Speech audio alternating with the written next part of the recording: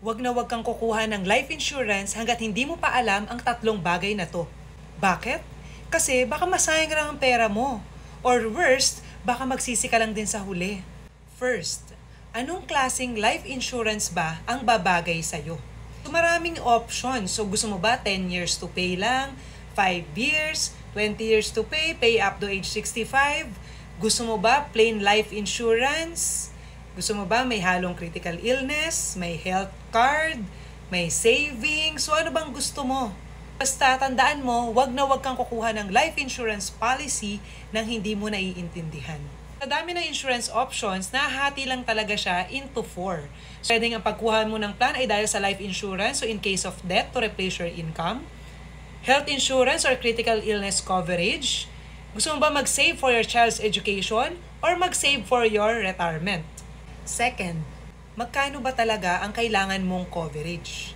We will use this rule of thumb by Dr. Sanjay Tolani. When it comes to life insurance, ito yung life cover, 10 times daw of your annual income ang kailangan mo. So, health insurance or dito, income protection, 5 times of your annual income. So, kung 1 million ang income, 5 million ang kailangan mo. When it comes to retirement, 20% daw ng income mo today should go to your savings for your retirement. Saving for your child's education, 5% of your income per child. So, mangyayari dito, para makompute yung target goal sa retirement at education, kailangan mo ng tulong ng financial advisor. Third, kanino ka kukuha ng insurance? Gusto mo ba sa kakilala mo? Sa nirefer ng kakilala mo? Or sa totally talaga hindi mo kakilala? Kasi merong iba, sa almost 12 years ko dito sa insurance industry, merong iba gusto nila sa kakilala nila. Meron namang iba sa gusto sa hindi kakilala.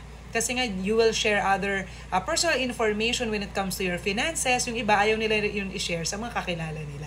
So, ikaw, ano bang gusto mo? So, dapat sa tamang tao, sa tamang company. Marami tayong life insurance companies here in the Philippines. Meron rin tayong mga bank assurance. So for example, sa amin sa AIA, ang kapartner namin ay si BPI. Yun ang tatlong bagay na kailangan alam mo bago ka kumuha ng life insurance policy. For more insurance tips, please like and follow for more.